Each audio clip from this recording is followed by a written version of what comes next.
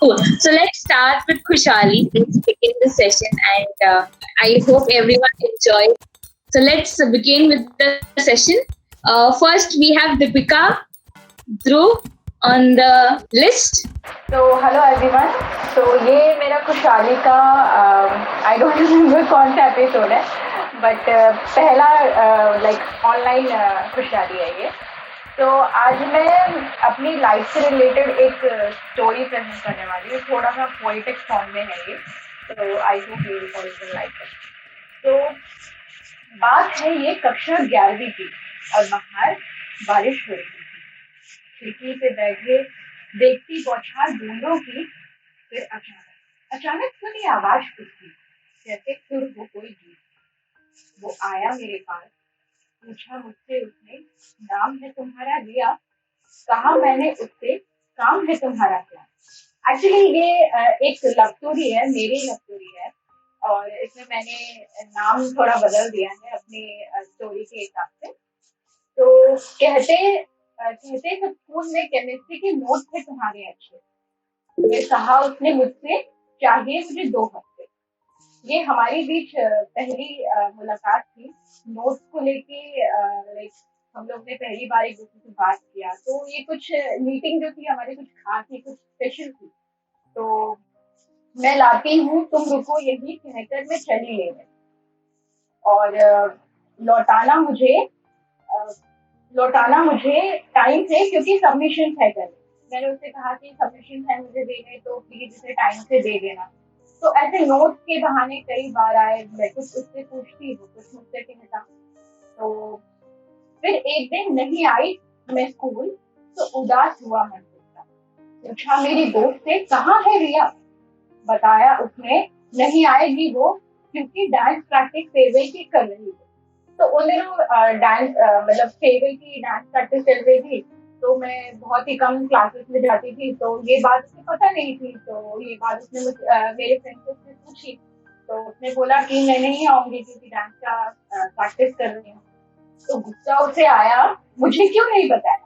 अब होता है गुस्सा आ जाता है, तो गुस्सा उसे भी आया कि मुझे क्यों नहीं बताया। तो मेरी फ्रेंड ने बोला कि क्यों होते हो उदास तुम, पूछ लेना जब आएगी तो नहीं आऊंगा मैं कहकर चला गया वो। तब वो 2 दिन नहीं आने वाला है, और उसने मेरी फ्रेंड को बताया और वो चला गया। तो अब बारी मेरी थी, फीलिंग उतनी ही थी, अब फील मैं भी करती हूँ। तो एक दिन स्कूल में आई ऐसे मस्त गीले बालों में, और उसे ढूंढ रही थी यहाँ वहां की, कहाँ है वो। तो फिर मैं गीले बालों में ढूंढ रही उसे निगाहों से।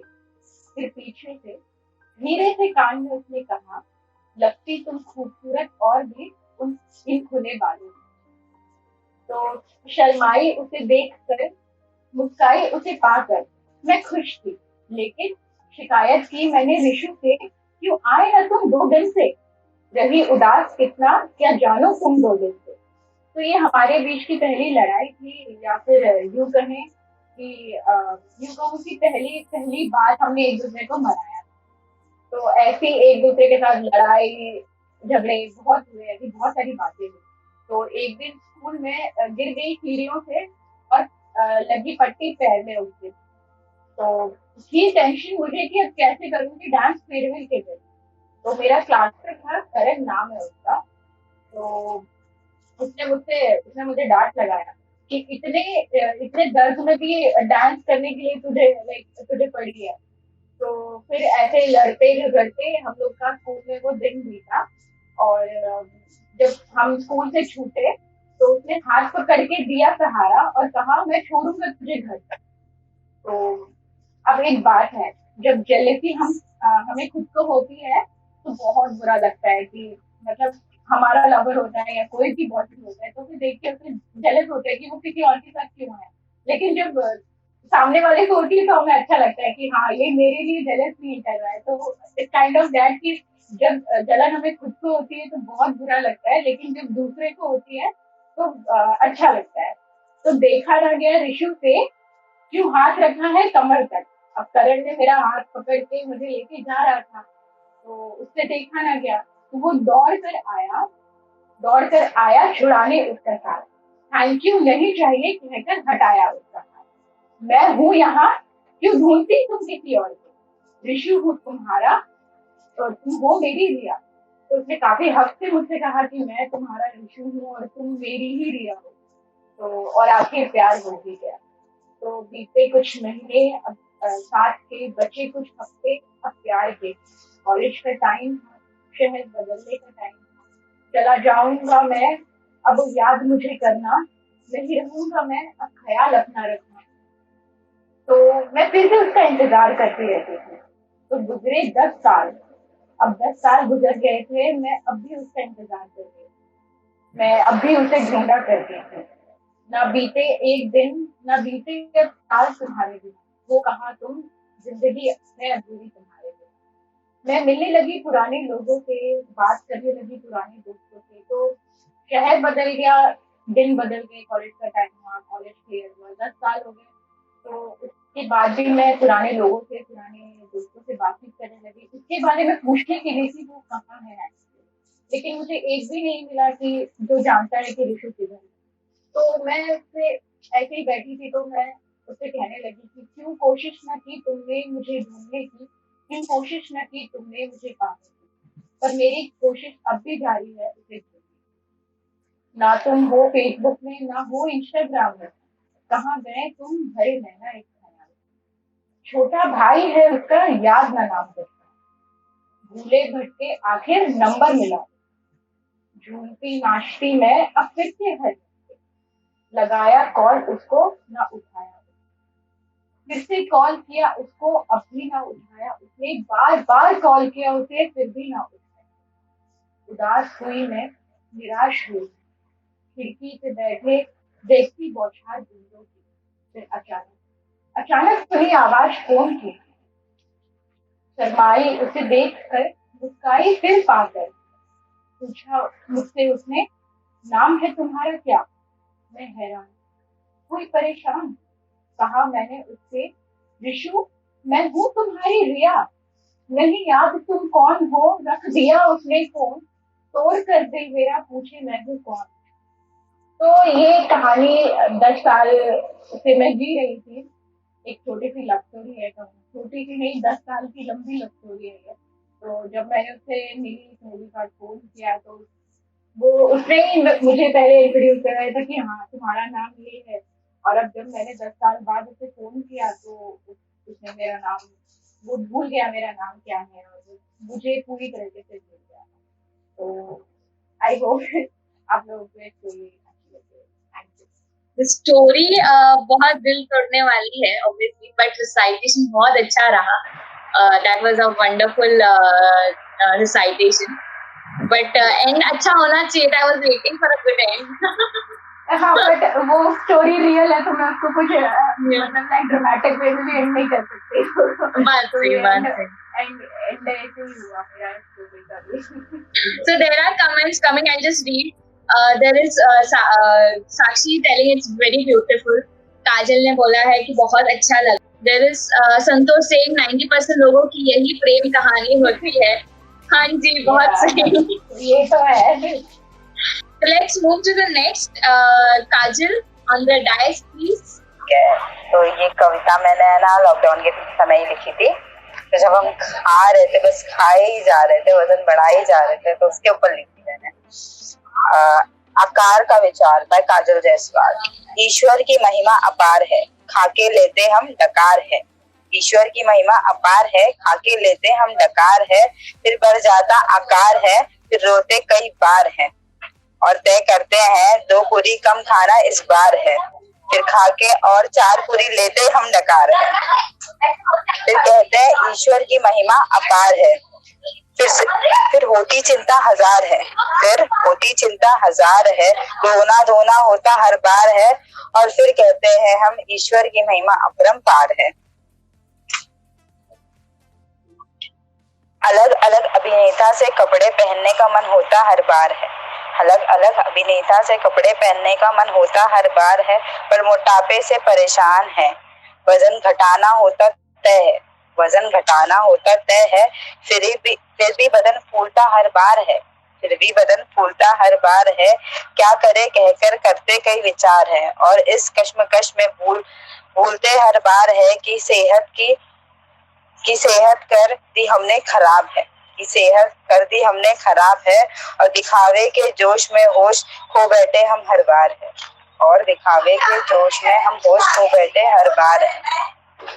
अब आकार के विचार को छोड़ने का समय अनुकूल इस बार है, अब आकार के विचार को छोड़ने का समय अनुकूल इस बार है। अब खुद को जानने की जरूरत है, अब खुद को जानने की जरूरत है, और समय भी पर्याप्त है। समय का सदुपयोग कर खुद का चिंतन करना इस बार है, तो समय का सदुपयोग कर खुद का चिंतन करना इस बार है, और इस आकार विकार की समस्या को भूलना इस बार, और इस आकार विकार की समस्या को भूलना इस बार। तो कैसी लगी? बहुत रियल कहानी थी। ऑब्वियसली लॉकडाउन हुआ था तो पहले 21 दिन बहुत क्या बोलते एक रूटीन के जैसा फॉलो किया था, एंड उसके बाद सिमरन ये मेरे तुम्हारे और गुल जी की जिंदगी की कहानी है लॉकडाउन। मैंने बहुत खाया भाई हम सबकी कहानी है ये। मैं एक बात कहना चाहती काजल से कि ये लॉकडाउन नहीं, कोरोना का त्योहार है जो हम सब बैठ के मना रहे हैं। हाँ, It was a very nice poem and actually बहुत relatable था। हर एक सेंटेंस में there was a punchline coming in and like ये भी किया है, वो भी किया है, ये हो ही रहा है हमारे साथ। It was a very nice poem overall। तो अभी एक मैं पर्यावरण के ऊपर बोल देती हूँ। व्यथा पेड़ की, ध्यान से सुना, व्यथा पेड़ की। स्वर्ग में जाना है तो पेड़ बचाना है, स्वर्ग में जाना है तो पेड़ बचाना है। जीवन जीने के लिए ऑक्सीजन पाना है, ऑक्सीजन पाने के लिए पेड़ को बचाना है, पेड़ को बचाने के लिए हमें साथ आना है। देश के विकास के लिए हमें साथ देना है, पर पेड़ को काट के खूनी नहीं बनना है। जो स्वयं की रक्षा नहीं कर पाता, जो स्वयं हिल भी नहीं सकता, उसकी जान लेके क्या करना है? हमें पेड़ बचाना है। जो बड़ा मनुष्य कार्य कर सकता है, क्या वो नवजात शिशु कर सकता है? जो बड़ा मनुष्य कार्य कर सकता है, क्या वो नवजात शिशु कर सकता है? क्या तुम बड़े पेड़ काट कर नए पेड़ लगाकर उतनी ऑक्सीजन की उत्पत्ति कर सकते हो? बहुत सही था, मतलब लाइक अ गुड मैसेज की थी। करना चाहिए हमें, नहीं काटने चाहिए पेड़, उल्टा पेड़ लगाने चाहिए। जहाँ जहाँ पॉसिबल हो, जहाँ जहाँ हम जा सकते हैं वहाँ पे पेड़ जरूर लगाएं। Thank you for a wonderful message Kajal. Thank you so much. बहुत सही था, there are compliments coming in. Okay, so we have next Ankur sir coming in. Okay, तो मैं शुरू करता हूँ। Life is full of uncertainty, और क्या होता है ना कि आई बिलीव कि life is full of magical things. तो जो मेरी स्टोरी है, इट्स अ नैरेटिव पोएट्री, और it's a story of 4 characters. बेटा, उसका पिता और उसका पिता, और प्लस 1 एक अनदर पर्सन। सुनिए पूरी स्टोरी है, मजा आएगा आपको। शुरू करता हूँ। आज बादल सुबह से घनघोर बरस रहे हैं, गरज गरज कर बरस रहे। शाम हो चली थी, दफ्तर से घर जाना था, तो मजबूरी में मैंने टैक्सी कर ली। अक्सर जिन रास्तों को चलते हुए महसूस करता था, आज टैक्सी से तेज रफ्तार में, अंधेरे में और बारिश की तेज धार में देख नहीं पाया। हल्की हल्की ठंड लग रही थी, तेज सर्द हवाएं चल रही थी, घर जाने को देरी हो रही थी और मुझको भूख भी लग रही थी। तब चलते चलते सोचा कि आज कुछ खा लिया जाए, तो पास की दुकान से एक गर्मा गर्म पराठा बंधवाया। आधा अपनी छोटी बहन के लिए रखकर आधा मैं खुद ही खाने वाला था कि वही मंदिर की सीढ़ियों पर मुझको वही बूढ़ा फकीर दिखाई दिया। तेज बारिश में भी वही सीढ़ियों पर बैठा हुआ, भीगता हुआ, कांपता हुआ, एक कुत्ते के पिल्ले को अपनी बाहों में जकड़ कर बैठा हुआ। ये देख मैंने टैक्सी को रोकने को कहा। उस बूढ़े बाबा की लाचारी देख मैं उसके पास गया। मैंने उस बूढ़े बाबा से खाना देते हुए पूछा, आज सुबह से भूखे हो या कुछ मिला है खाने को? इस पराठे में पेट भर जाएगा ना? नहीं तो बताओ मुझको, मैं जाता हूं कुछ और लाने को। कई सालों से काम पर आते जाते मैं इसी रास्ते से गुजरता था, तब अक्सर इस बाबा को देखा करता था। राहगीर लोग कुछ ना कुछ दे दिया करते थे खाने को। आज बारिश सुबह से हो रही है और शायद मंदिर भी ना खुला हो। फटा हुआ काला कोट और फटी हुई काली पतलून, सफेद रंग की कमीज और काले रंग की विलायती टोपी, हाथ और चेहरे पर झुर्रियां, सफेद लंबी दाढ़ी, मोटी मोटी सफेद आंखों के भुए और सफेद सर के बाल, हाथ में एक कुत्ते का पिल्ला जिसको वो बारिश से बचाने की कोशिश कर रहा था, और पास में पड़ी थी एक छड़ी जिसके ऊपर दहाड़ता हुआ शेर बना था। मैंने खाना देते हुए फकीर को उससे पूछा तो वो एकदम झट से बोला मुझसे, कोई सौदागर है जो बीते हुए पलों को बेचता हो? अगर है तो उससे कहो मेरे दर पर जरूर आए, हर कीमत अदा की जाएगी। ऐसा सुन मैं काफी अचंभित था। वो फकीर कुछ अलग था, एक दमदार सी भरी आवाज थी उसकी, फकीरी में भी कोई शाही बात थी उसकी। मैंने उससे उसका नाम पूछा तो वो बोला, फकीरा फकीरी करता है मगर उसको एक सौदागर की तलाश है जो उसको उसके बीते हुए पल लौटा सके। जो फकीरा दुआ देता है तुझको इस निवाले के बदले ऊपर वाला तुझको बेशुमार नेमतें बख्शे। मैं वापस आकर टैक्सी में बैठकर घर आ गया, छोटी बहन के साथ खाना खाया और फिर अस्पताल बाबा को देखने चला गया। अब अक्सर मैं उस मंदिर पर रुकता था और उस फकीर को खाने को देता था। पंडित से और आसपास के लोगों से उस फकीरा के बारे में पूछता था। किसी को कुछ नहीं पता था कि कौन है, कहां से आया है। सब कहते थे कि बरसों से यहीं बैठा है, ना जाने क्या गम पाया है। ना तो पागल लगता था, ना ही किसी को परेशान करता है। कुछ देते हैं तो चुपचाप खा लेता है, नहीं देते तो भूखा ही रहता है। ना कभी मांगता है कुछ, ना कभी कहीं जाता है, इन्हीं सीढ़ियों पर बैठा रहता है, ना ही मंदिर के अंदर आता है। पता नहीं क्या चाहता है। पैसा दो तो खुद की फकीरी भूल और फकीरों में बांट देता है। खुद भूखा रहता है मगर अपने कुत्ते को खाने को जरूर देता है। कौन जाने क्या बात है, क्या ऊपर वाले की माया है। शायद कोई पाप किया है, इसीलिए पश्चाताप करने भगवान के दर पर आया है। रोग तो है कुछ उसके दिल में, मगर किसी को कुछ नहीं बताता है। तरस आता है ऐसे पर, मगर कहते हैं जब बुरा वक्त आता है तो ऐसे ही आता है। आज दुख है तो आशा करते हैं कि कल इसके जीवन में सुख की रोशनी भी जरूर आएगी। मगर हाँ, कुछ पूछो तो बादशाहों की तरह कहता है, कोई सौदागर है जो बीते हुए पलों को बेचता हो? अगर है तो उससे कहो मेरे दर पर जरूर आए, हर कीमत अदा की जाएगी। कई महीने यही सिलसिला चलता रहा। मैं उसको अब फकीरा बाबा कहता था। मेरी तरह और भी बहुत से लोग थे जो फकीरा बाबा को खाना देने आते थे और फकीरा बाबा सबको बस वही सौदागर वाली बात सुनाते थे। एक दिन मेरे पिताजी ज्यादा बीमार हो गए। जाते जाते सांसें कुछ धीमी सी होने लगी, शरीर ठंडा सा पड़ने लगा और आवाज कुछ कम सी होने लगी। तब उन्होंने एक पर्ची पर कांपते कमजोर हाथों से कुछ लिखा और मुझको देख के बोले कि यहां चले जाना जो मैं ना रहा। मैंने पूछा वहां जाकर किससे मिलूं, क्या कहूं, ये तो बताओ। वो कुछ कह पाते इससे पहले ही धीमे सांसें रुक गई। सारी रात मैं चुप रहा और मेरी छोटी बहन राधा फूट फूट कर रोती रही। कुछ दिन बाद उस पते पर गया जहां मेरे पिताजी ने जाने को कहा था। वहां जाकर देखा तो हैरान था कि मेरे दफ्तर का अफसर वहां का मालिक था।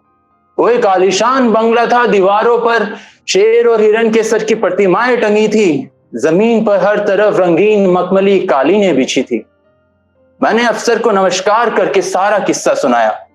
पहले तो मेरे पिता की अकस्मात मृत्यु पर उन्होंने शोक फरमाया, फिर मेरे पिता का नाम जानकर वो थोड़ा घबराया और मुझको एक कमरे की दीवार पर टंगी बड़ी सी तस्वीर को दिखाया। तस्वीर देखकर मेरी नजर थोड़ी डबडबा गई। थोड़ा मुझको चक्कर सा अनुभव भी हुआ, मेरी सांसें तेज हो चली और गला सूख गया। तस्वीर में मेरे पिताजी सा हूबहू चेहरा अपनी जवानी के दिनों में ऐंठ कर खड़ा था और साथ में एक बुजुर्ग आदमी था।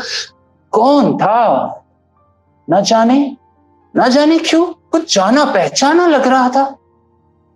काला कोट, काली पतलून, सफेद कमीज और सर पर वही विलायती टोपी, हाथ में चढ़ी जिसके ऊपर सोने का दहाड़ता हुआ शेर बना था। इनको देखकर मुझको मंदिर वाले फकीरा बाबा याद आ गए। हो ना हो ये फकीरा बाबा ही है।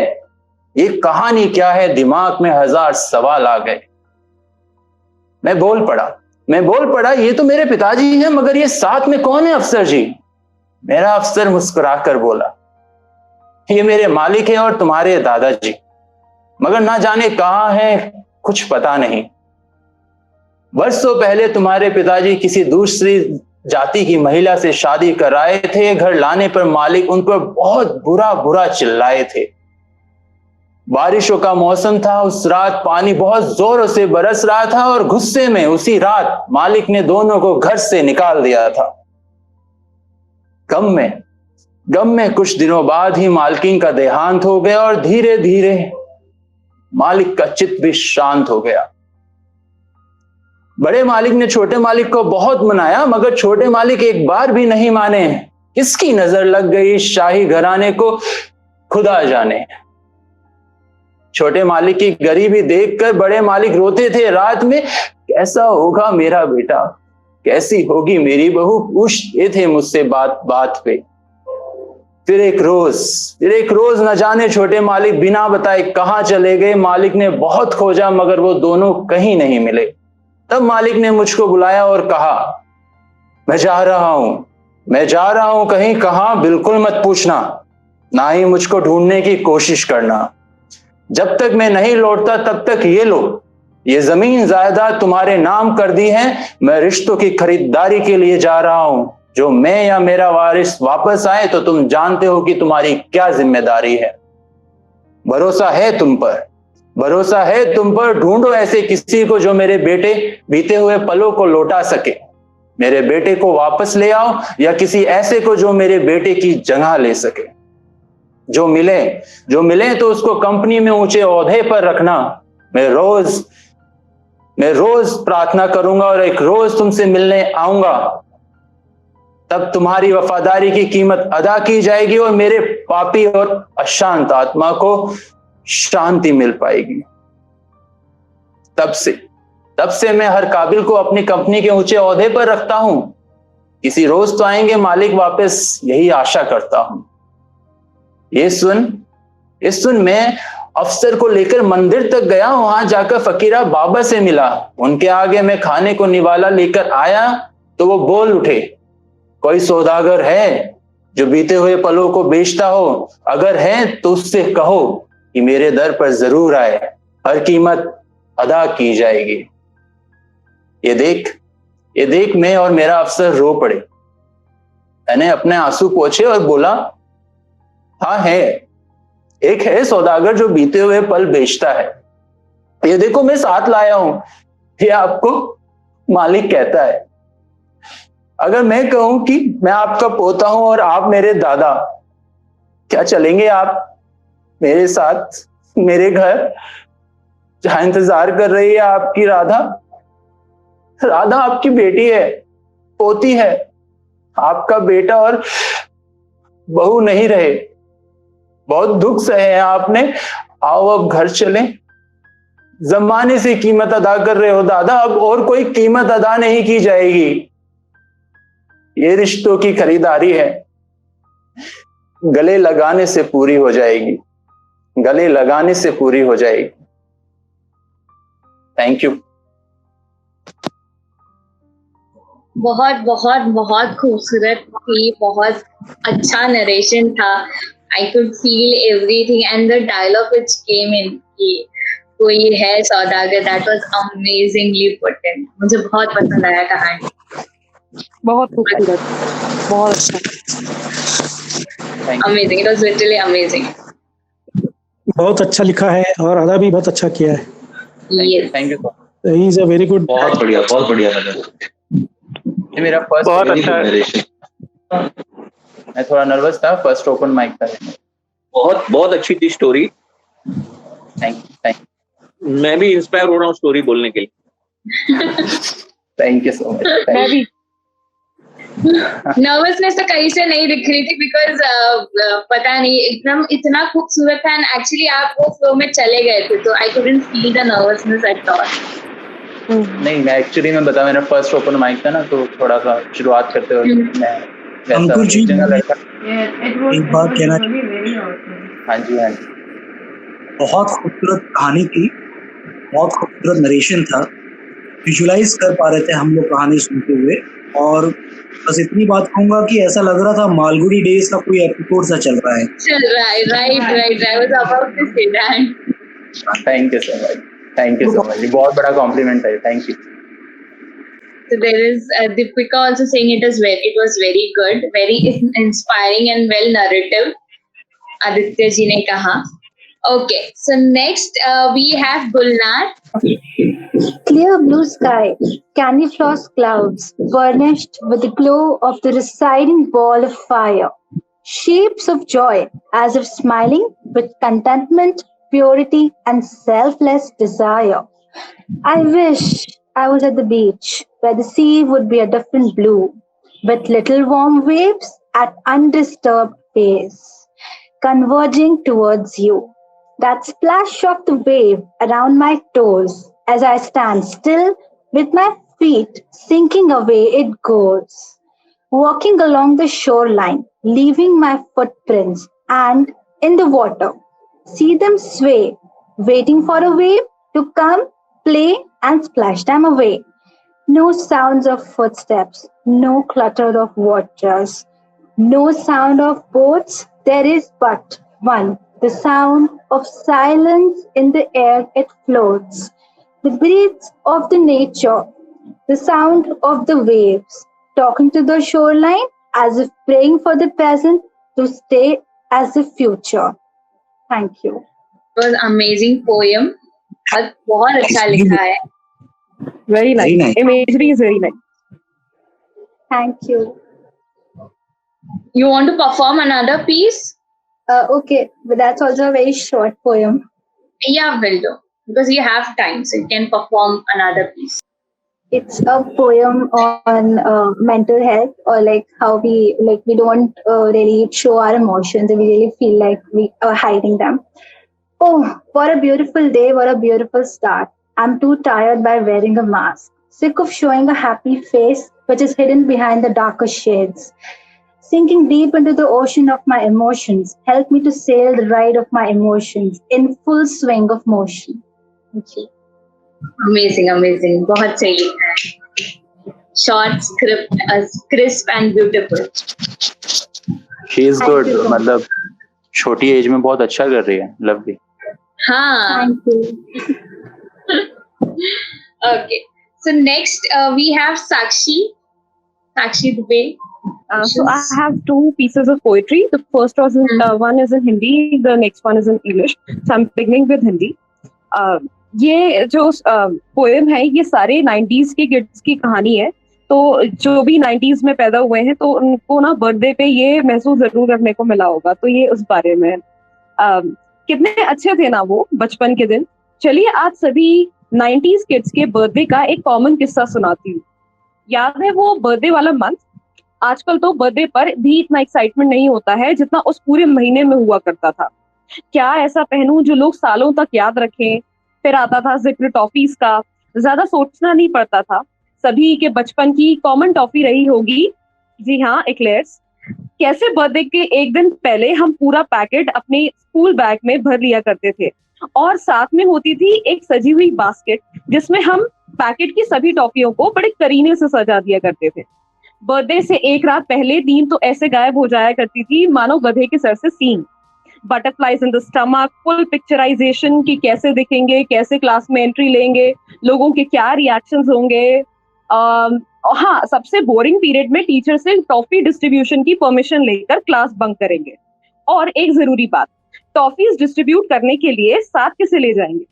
यही सोचते सोचते कल के ख्वाब बुनते बुनते कब नींद आ जाती थी पता ही नहीं चलता था। दूसरा दिन अपनी बाहें खोले हमारे लिए तोहफे के साथ इंतजार कर रहा होता था। और हाँ, क्लास टीचर के लिए साथ होती थी स्पेशल डेयरी मिल्क या 5 स्टार। प्रिंसिपल को भी हम इन्हीं बड़ी चॉकलेट्स के साथ ही नवाजा करते थे। अपने बेस्ट फ्रेंड को 2-2 चॉकलेट्स और 2-2 टॉफीज और बाकी जनता को एक एक देकर हम सबके हैप्पी बर्थडे विशेस का रिप्लाई थैंक यू में देते देते हम जाया करते थे। कैसे टीचर को पता लगते ही वो सारे बच्चों को खड़ा कर बर्थडे सॉन्ग गाने को कहती, हमें विश करने को कहती। और बच्चों को टॉफीज देने से पहले हम उन टीचर को 2 टॉफीज दिया करते। और भाई साहब, बर्थडे सॉन्ग ऐसा जो वो बिना रुके चलता ही जाए और हम वहां खड़े कभी नजरें नीचे कर लें तो कभी पंखे की ओर देखें तो कभी अपने बकलोल दोस्त की तरफ जो हमें इशारे कर करके शर्मिंदा करता रहे। बर्थडे सॉन्ग खत्म होते ही हम थैंक यू फ्रेंड्स कहकर अपनी सीट पर जाने को ही होते कि इतनी देर में हमारा बकैत दोस्त पूछ बैठता, how many years old are you? और उतने में ही क्लास का एक शाना राजा जानबूझकर क्लास में ना एक्स्ट्रा तालियां बजा दिया करता था और पूरी क्लास बेवजह ही दहाड़े मार के हंस दिया करती थी। बहुत ही स्पेशल हुआ करते थे वो जो दिन जो अब लौट कर नहीं आ सकते, मगर उनको यूं भुलाया भी नहीं जा सकता। ये जो था इसमें कोई राइम तो नहीं था, लेकिन ये स्टोरी के बाद I have one more piece of poetry. ये जो अभी आजकल चल रहा है ना कि रिलीजियस सेंटिमेंट्स को हर्ट करने वाला जो कॉमेडी या कोई भी किसी भी तरीके की चीज है, तो उस पे है ये। A man got up after kneeling down to his God. You came and uttered all filthy things about the same Lord, and you still expect or not. Freedom of speech is fine. Creative liberty is good. But comedy should be much more defined, as there are umpteen things you can make fun of, umpteen things that lay straight to get scoffed. Why should a man be tolerant towards disrespect to his God? If there is someone whom people worship and kneel to, and you have an otherwise view, cherish it, confine to yourself, and we'll respect it too. Tolerance isn't about bearing all the dirt one can spit. It is about respecting all the lords and religions in the realms, that's it. Having said enough about this publicized scene, I would now shift my focus to those who react obscene. Rape threats, death threats, and threats of all kinds will one day make this world a world of blinds. What we lack is a sensible discourse. What we have in abundance is a ruthless, directionless force. Let's sit and discuss what the mass delights. And let's leave no room for any more fights. Hatred for hatred is not my call. There must be love and love for all. Thank you. That's it. पहली poem तो भाई बहुत बचपन के दिन याद है. Actually, I never got to celebrate my birthday, but yeah, I remembered my friend's birthday and the things that used to happen around in the class. तो वो तो एकदम एक अलग नॉस्टैल्जिया में आप लेके गए. And the second one, I feel somewhere कि एक पर्सपेक्टिव उसमें मैं देना चाहूंगी चीजों को, जो मैं बोलना चाहूंगी कि जो चीजें हो रही है. So there are people who are for the things happening, like you know, कि वो कॉमेडी जिन्होंने सुनी है, and those people who have liked the content, तो वो भी है और डिसलाइक वाले भी है. बट क्या हो जाता है ना, डिसलाइक वाले लोग ना बहुत वोकल हो जाते हैं, एंड जिनको वो चीजें पसंद है तो वो आके खुल के सामने नहीं बोलते हैं कि हमें ये चीज पसंद है. सो इसलिए वो डिसलाइक का रेशियो बढ़ने के बाद you can see a lot of violence coming. So that is why what I feel genuinely कि हमें अगर चीजें पसंद है तो we should be vocal towards it and support it, and not sit around कि नहीं जाने दो, क्यों बोलो. So I would say that. बहुत अच्छी कविता. पहली वाली कविता के लिए मैं एक बात कहना चाहूंगा कि एक चीज और होती थी उसमें 90s के बर्थडे के सेलिब्रेशन में, कि जो हमारे खास दोस्त होते थे उनके लिए टॉफियां 2 होती थी, और जो ऐसे हाई हेलो वाले फ्रेंड्स होते थे उनके लिए टॉफियां हम 1 रखते थे. तो आपने पुरानी यादें ताजा करवा दी. बहुत अच्छी बात. Yes, exactly. एक और बात होती थी उसमें ना, जब हमारे पास कुछ लास्ट में टॉफियां बच जाती थी बर्थडे गिफ्ट सब डिस्ट्रीब्यूट करने के बाद, और दोस्त दोबारा मांगते थे तो हम झूठ बोलते थे नहीं खत्म हो गई, पर जब हमारे बहुत अच्छे दोस्त आते कहते हाँ ले ले चुपचाप से वो बहन भाई के लिए भी दे दिया करते थे, मेरा छोटा भाई है मेरी छोटी बहन है उसको भी दे दिया करते थे। और कोई और आता तो कहते नहीं जो बच्चा पसंद नहीं है नहीं खत्म हो गया। राइट, बात बहुत सही है। Okay, so there are many people जिनको फर्स्ट पोएम बहुत पसंद आई और बहुत सारे लोग नॉस्टैल्जिया में चले गए हैं। Okay, so we have next Shyam sir, Shyam Sundar Sharma, हमारे ट्रिपल एस जिनको हम बुलाते हैं। मैंने एक कविता लिखी है, ये एक हाइपोथेटिकल प्रिजम्पशन पे है, यानी एक ऐसी सिचुएशन इमेजिन की गई है कि जितनी भी लड़कियां फीमेल्स हैं वो दुनिया छोड़ के चली गई है, दे हैव बिकम एक्सटिंक्ट। और ऑथर जो है, पोएट, वो इनको बुलाने की कोशिश कर रहा है, बताने की कोशिश कर रहा है कि भाई आ जाओ, आपको लोग बहुत मिस कर रहे हैं।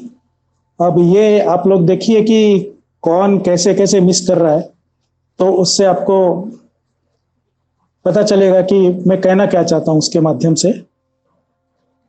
तो कविता का शीर्षक है अरी मुमनिया तुझी से है दुनिया, तुझ बिन सब कैसे रह पाएंगे, ना जाने क्या करेंगे, कहाँ जाएंगे। शिशु सुकोमल मासूम सारे, कभी जागे कभी नींद के मारे, स्नेहिल स्पर्श को तरस जाएंगे, रो रो भूख से बिलख जाएंगे, ना जाने क्या करेंगे, कहाँ जाएंगे।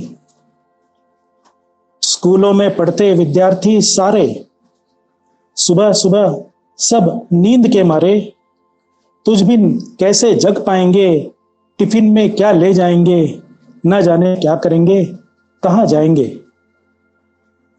परिवार के मुखिया बच्चे सारे, हड़बड़ी झुंझलाहट खींच के मारे, अधिकार से आवाज किसे लगाएंगे, अब हुक्म किस पर चलाएंगे, ना जाने क्या करेंगे, कहाँ जाएंगे।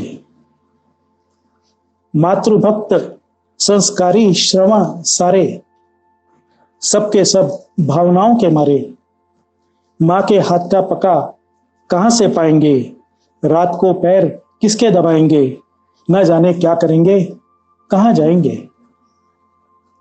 अधम लोभी लुच्चे सारे, सब धन पिपासा के मारे, दहेज कहाँ से पाएंगे, जिंदा किसे जलाएंगे, न जाने क्या करेंगे, कहाँ जाएंगे। होनहार कॉलेज कुमार सारे, नई चढ़ती जवानी के मारे, किसे ताड़कर सुख पाएंगे, गर्लफ्रेंड कहाँ से लाएंगे, ना जाने क्या करेंगे, कहाँ जाएंगे। निठल्ले आवारा लफंगे सारे, सब गंदी आदतों के मारे, फफ्तिया कस किसे चिढ़ाएंगे, नजरों से नंगा किसे नचाएंगे, न जाने क्या करेंगे, कहाँ जाएंगे। आशिक मिजाज शायर सारे, सबके सब अकल के मारे, खुराक हुस्न की कहां से पाएंगे, तस्वुर में किसे बिठाएंगे, ना जाने क्या करेंगे, कहां जाएंगे। ग्लैमर के रंगीन धंधे वाले, माया जाल से कमाने वाले, क्या परोसकर काम चलाएंगे, अधनंगा किसे दिखाएंगे, ना जाने क्या करेंगे, कहां जाएंगे। बादशाह नुक्कड़ों के क्रोध के मारे, जब लड़ने पर उतारू हो जाएंगे, किसके अंगों का स्मरण करेंगे, किसके नाम से गरियाएंगे, न जाने क्या करेंगे, कहां जाएंगे। बदनाम बस्तियों के शातिर दल्ले, आलसी मक्कार परम निठल्ले, हवस पर चलते जिनके गल्ले, अब माल कहां से लाएंगे, न जाने क्या करेंगे, कहाँ जाएंगे। आदतन लुगाई पीटने वाले, उसकी कमाई छीनने वाले, जब नशे में धुत घर आएंगे, तैश में किस पर हाथ उठाएंगे, न जाने क्या करेंगे, कहाँ जाएंगे। शरीफ सज्जन थके हारे, खाना बाहर खाएंगे बेचारे, कामदेव जब तीर मारे, तेरे शरीर को तरस जाएंगे, न जाने क्या करेंगे, कहाँ जाएंगे। जो है तेरे ममत्व के मारे, तेरे स्नेहिल, जो है तेरे ममत्व के प्यासे, तेरे स्नेहिल व्यक्तित्व के मारे, जुदाई कैसे सह पाएंगे, याद में आंसू बहाते रह जाएंगे, न जाने क्या करेंगे, कहाँ जाएंगे। धन्यवाद। Very nice sir. बहुत अच्छा। बहुत बढ़िया, शायर बहुत है ना ये तो, बहुत बढ़िया। बहुत बढ़िया। इन्होंने तो बिल्कुल बहुत बारीक बारीक चीजें छू ली। बहुत अच्छा, बहुत मजा आ गया। बहुत ही बढ़िया रहा सर। बहुत टाइम बाद एक तो आपको सुनने मिला एंड कुछ अच्छा सुनने मिला। Thank you for such a wonderful piece. Okay, so next we have on the dais doctor Aditya Sharma. तो ये पोएम एक्चुअली मैंने कल लिखी थी जब मैंने इसके लिए रजिस्टर किया था। So this is a short poem regarding, मतलब जो हमारी प्रतिभा हम लाइफ की हसल बसल में खो देते हैं, तो it's that opportunity which I got, तो मैंने उस पर लिखी है। I hope you guys will like it. प्रस्ताव बाय डॉक्टर आदित्य शर्मा। शहर की वो खिलखिलाती धूप, पक्षियों की वह चहकात, वो रोशनी मानो बनाती स्वरूप, जैसे मानो लंबे समय के पश्चात। ढूंढते हुए अपने मन की आवाज, मैं चल रहा था अपनी राह पर। आसमान में पक्षी भी थे और बाज, संतुष्टि भरे मन में खलल था फिर भी पर। खुशी और सफलता दोनों को बराबर का दोनों खुशी और सफलता दोनों का बराबर था भाव, जैसे तराजू के दोनों भागों को समान। संदेश था एक मित्र का, आया है प्रस्ताव। बादल थे उधर पर अब साफ हो गया था आसमान। अब समझ आ रहा था सब होते हुए भी क्यों लग रहा था अधूरापन। विद्यालय के समय की दिलचस्पी आज भी मानो दे रहे थे मीठे सपन। लिखना और चित्र पर दर्शाना पर आज भी था मेरा झुकाव, पर कमी थी कभी नहीं किया उसकी पारदर्शिता, तो सफलता के बीच रह गया उसका अभाव। शुक्रिया उस प्रस्ताव का जिसने खोई प्रतिमा को उबारा, सालों की सफलता का मिल रहा है मानो फल पूरा। धन्यवाद। बहुत बहुत अच्छी पोएम थी। बहुत अच्छे से उसको प्रेजेंट किया है, द लाइंस एंड एवरीथिंग। शब्दों का चयन बहुत खूबसूरत। हिंदी कविता लिखना थोड़ा मुश्किल होता है। अच्छे शब्द, प्योर शब्द लिख पाना मिक्सचर हो जाता है, कुछ उर्दू डाल देते हैं लोग, कुछ हिंदी डाल देते हैं। बहुत खूबसूरत रचना, बहुत खूबसूरत। Thank you. Okay, so next we have Akanksha Tripathi. Yes, hello, hi. तो मेरी पोएम काइंड ऑफ, मैं शाम को बैठ के अपनी प्लेलिस्ट सुन रही थी, तो पता नहीं सुनते सुनते क्या हुआ और मुझे मेरे दिमाग में एक सिचुएशन बन गई और मैंने उस पर अपनी पोएम लिखी। तो आई होप आप लोगों को पसंद आएगी।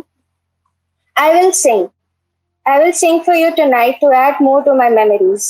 लग जा गले कि फिर ये हसीन रात हो ना हो, शायद फिर इस जन्म में मुलाकात हो ना हो।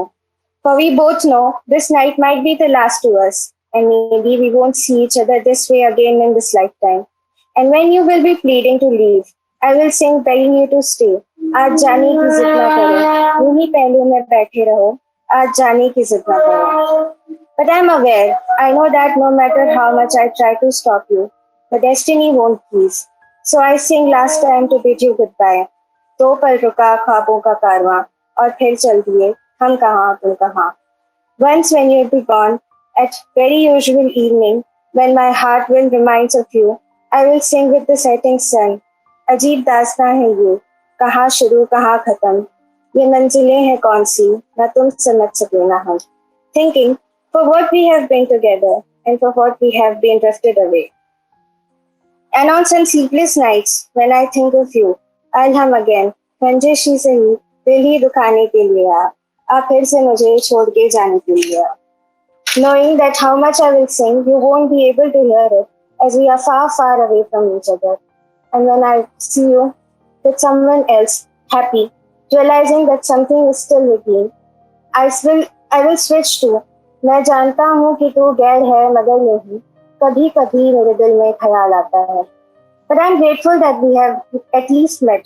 So for that I'll sing, आपकी नजरों ने समझा प्यार के काबिल मुझे, दिल की ये धड़कन ठहर जा, मिल गई मंजिल मुझसे. And then after so many days of grief, one day I will find myself humming, चलते चलते यूं ही कोई मिल गया था, यूं ही कोई मिल गया था. So I bless you with hidden love every day, with the hope that you do the same. Thank you. It was beautiful. Like जो songs की selection है, the way you had the songs coming, मुझे बहुत अच्छा लगता है जब कोई songs के reference देता है, because I am a very मुझे music बहुत पसंद है, and especially वो old Hindi songs जब आते हैं, that becomes my favorite. So it was amazing. बहुत अच्छा.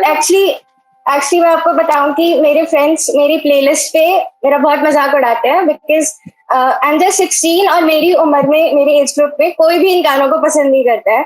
And still I love to hear them because you know these are the pure melodies. मतलब इनको सुन के लगता है कि हाँ कुछ हम अच्छा सुन रहे हैं, अदरवाइज आजकल के लोग तो बादशाह को सुनते हैं. So there are comments coming in. OMG, this is so amazing. क्या बात है, क्या बात है, क्या बात है. Beautiful use of song wording. Very cute poem with good tadka of Bollywood music. Awesome piece, musical poetry. It was great. So there are coming in. Can read them. Abhi bhi aa rahe hain. Okay. So next we have Sunil sir on the stage. Please, just stage me on the front, please. Hi everyone, my name is Sunil. बहुत लोगों ने कविताएं सुनाई, कहानियां सुनाई, बहुत अच्छी अच्छी चीजें सुनाई. सभी लोगों का अभिनंदन करता हूं मैं. और मुझे कविताएं वगैरह लिखने आता नहीं है, मैं बस गजलें लिखता हूं अपने मन से जो समझ में आता है. इस लॉकडाउन में बहुत सारी गजलें लिखी हैं, कई सारी ऐसी हैं जो अभी तक ना कहीं पढ़ी हैं, ना किसी को सुनाई हैं, ना किसी को भेजी हैं. तो उसमें से 2 छोटी छोटी गजलें मैं आप लोगों के सामने पेश करूंगा. अच्छा लगे तो मुझे बताना जरूर, क्योंकि गजलों की एक रिवायत होती है कि आपको जाहिर करना होता है, आपको सूचित करना होता है पढ़ने वाले को. तो मैं शुरू करूं? मेरी आवाज सबको आ रही है क्लियरली? हाँ आ रही है. हाँ जी सर. इश्क की है इंतहा, इश्क की है इंतहा, क्या कहें जनाब. इश्क की है इंतहा, क्या कहें जनाब. खून गर्म दिल जवां, क्या कहें जनाब. गुल जी, इश्क की है इंतहा, क्या कहें जनाब. खून गर्म दिल जवां, क्या कहें जनाब. पायलों में काजलों में सुर्ख होठों में, दिल है गुम कहाँ कहाँ, क्या कहें जनाब. दिल है गुम कहाँ कहाँ, क्या कहें जनाब. मुट्ठी भर के नोच लाया आसमान में, हाथ आया सिर्फ धुआं, क्या कहें जनाब. हाथ आया सिर्फ धुआं, क्या कहें जनाब. और अगली जो गजल है वो भी कल परसों मैंने लिखी है. 4-5 शेर है, मैं आपके सामने पढ़ने जा रहा हूँ. कि उसको भूल जाऊं ऐसे हालात नहीं है, उसको भूल जाऊं ऐसे हालात नहीं है, इतने नाचीज भी मेरे जज्बात नहीं है. उसको भूल जाऊं ऐसे हालात नहीं है, इतने भी नाचीज मेरे जज्बात नहीं है. ये खुशबू है मोहब्बत के फूलों की, ये भीख में मिली हुई सौगात नहीं है. ये भीख में मिली हुई सौगात नहीं है. वो चांद सितारों से लड़कर सोया है, वो चांद सितारों से लड़कर सोया है. सोने दो, दिन है अभी रात नहीं है. सोने दो, दिन है अभी रात नहीं है. और ख्वाब, आरजू, नींदें और खुशियां, ख्वाब, आरजू, नींदें और खुशियां, मैं क्या क्या हारा हूं अभी हिसाब नहीं है। मैं क्या क्या हारा हूं अभी हिसाब नहीं है।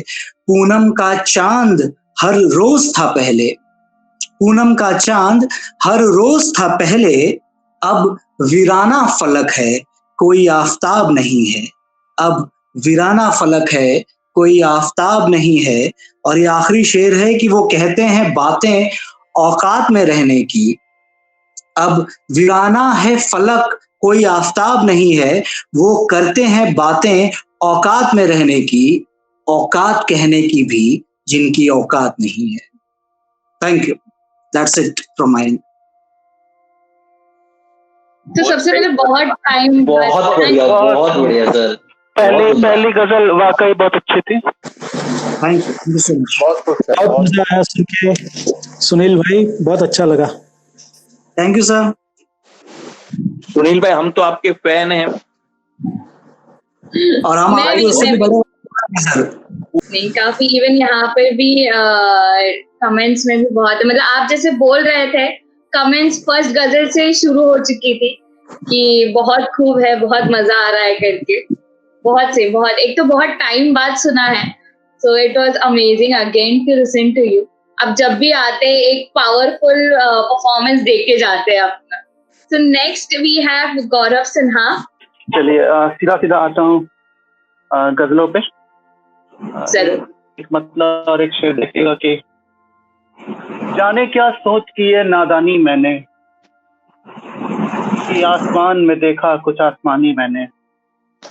जाने क्या सोच की है नादानी मैंने, कि आसमान में देखा कुछ आसमानी मैंने। तेरे दीद की दौर की तैसी हदे, तो तेरा हुस्न याद किया जुबानी मैंने। और तेरा हुस्न याद किया जुबानी मैंने। और मैं एक गजल लिखेगा कि मुझको एक हुस्न कमाले फन में डाल रखा है, जुल्फों ने मुझे उलझन में डाल रखा है। मुझको एक हुस्न कमाले फन में डाल रखा है, उसकी जुल्फों ने मुझे उलझन में डाल रखा है। शराब भी हुई जाती है बेअसर अब तो, उसने अपना जायका बर्तन में डाल रखा है। जंग में भी उतरूंगा एक मौज लिए मैं, जंग में भी उतरूंगा एक मौज लिए मैंने अपना हुनर दुश्मन में डाल रखा है। और ये बतौर खास शेर की छन खन खन छम छम से बन रही शायरी, खन खन छम छम से बन रही शायरी, मीर को तो मानो कंगन में डाल रखा है। मीर को तो मानो कंगन में डाल रखा है। मैं जो फक्र कर रहा संजीदगी पर अपने, मैं जो फक्र कर रहा संजीदगी पर अपने, मैं जो फक्र कर रहा संजीदगी पर अपने। हैरत है मुझे लड़कन डाल रखा है। और आखिरी शेर, कोई देखे तो करे नाज खुद पर, हर कोई ही देखे तो करे नाज खुद पर, उसने अपना हुस्न दर्पण में डाल रखा है। मुझको एक ने कमाले फन में डाल रखा है, उसकी जुल्फों ने मुझे उलझन में डाल रखा है। और एक और के हमारे महफिलों में उनकी शिरकत है, हमारे महफिलों में उनकी शिरकत है, क्या खूब अपनी बेइज्जत है। हमारे महफिलों में उनकी शिरकत है, क्या खूब अपनी भी इज्जत है। आंचल में अपने हर मौसम है रखे, आंचल में अपने हर मौसम है रखे, वो खुद ही में रखे एक कुदरत है। आंचल में अपने हर मौसम है रखे, वो खुद ही में रखे एक कुदरत है। पसंद है उससे अपनी शिकायतें सुनना, पसंद है उससे अपनी शिकायतें सुनना, वरना ये सिगरेट कहाँ अपनी आदत है। और है कोई आंखों से घायल कोई बातों से, है कोई आंखों से घायल कोई बातों से, उसके हर लहजे की अलग शोहरत है। और कहना ही पड़ा गेसु खोले रखो, कहना ही पड़ा गेसु खोले रखो, मेरी तो जान पर बनाई आफत है। और आदतन दिल लगी है उम्र भर का मसला, आदतन दिल लगी है उम्र भर का मसला, जो बस एक बार हुई वो हिजरत है। हमारे महफिलों में उनकी शिरकत है, क्या खूब अपनी भी इज्जत है। एक दो गजल और उसके बाद इजाजत दूंगा कि बतौर खास ये बहुत जगह गई है, बहुत जगह जगह पहुंची है और ये बहुत लोगों ने इसको अलग अलग तरीके से अपने काम पे लगाया है। पहली बार आपके पेशे खिदमत की। गमे सबे श्याह नाशाद करती होगी, गमे सबे श्याह नाशाद करती होगी, वो बाहों में कैद कर आजाद करती होगी। गमे सबे शाह नाशाद करती होगी, वो बाहों में कैद कर आजाद करती होगी।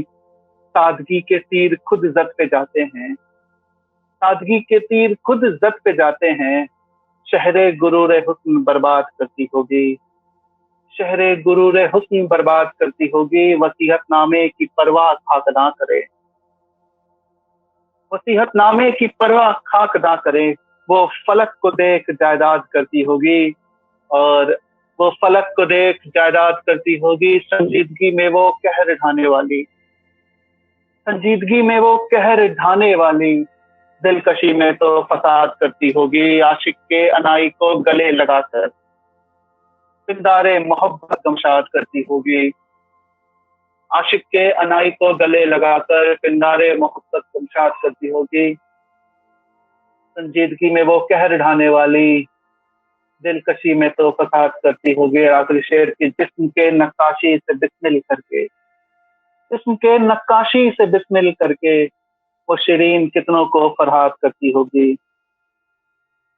गमे सबे शाह नाशाद करती होगी, वो बाहों में कैद कर आजाद करती होगी। और बहुत शुक्रिया श्याम सुंदर सर, आपके कमेंट में पढ़ रहा हूँ। बहुत सुंदर, बहुत सुंदर बसावा जी, दीपिका जी, बहुत सुंदर, बहुत थैंक यू। कमेंट पढ़ने में बहुत शुक्रिया। बहुत बहुत ध्यान दीजिएगा कि अच्छा, बहुत शुक्रिया। इस इमारत का कोई नाम नहीं, इस इमारत का कोई नाम नहीं, खामोशी क्या मुकाम नहीं। इस इमारत का कोई नाम नहीं, खामोशी क्या मुकाम नहीं। ऐसी मजबूरी पाल रहे, ऐसी मजबूरी पाल रहे, दिल दुखे नहीं तो शाम नहीं।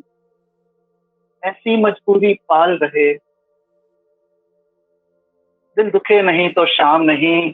शिकस्त कहे है मुझसे, शिकस्त कहे है मुझसे, तजुर्बा क्या इनाम नहीं। शिकस्त कहे है मुझसे, तजुर्बा क्या इनाम नहीं। पल भर की वो झलक बस, इब्तिदा भी क्या अंजाम नहीं। और तोहमत लिए फिरो हो क्यों, तोहमत लिए फिरो हो क्यों, आशिकी है ना इल्जाम नहीं।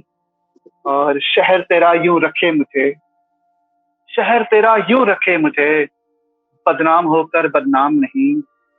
और ये हर हर हर कलमकार, हर गजल को, हर नसरी का ये एक शिकायत रहता है कि हैरत में ये सोचूं मैं, हैरत में ये सोचूं मैं, क्यों तुझे मिले ये कलाम नहीं। हैरत में ये सोचूं मैं, क्यों तुझे मिले ये कलाम नहीं। आखिर शेर की तू है तो करना पड़े मुझे, तू है तो करना पड़े मुझे, वरना सबके लिए सलाम नहीं। इस इमारत का कोई नाम नहीं, खामोशी क्या मुकाम नहीं। एक आखिरी छोटी बहर की एक गजल, उसके बाद आपसे इजाजत। बहुत ही प्यार से आप लोगों ने सुना।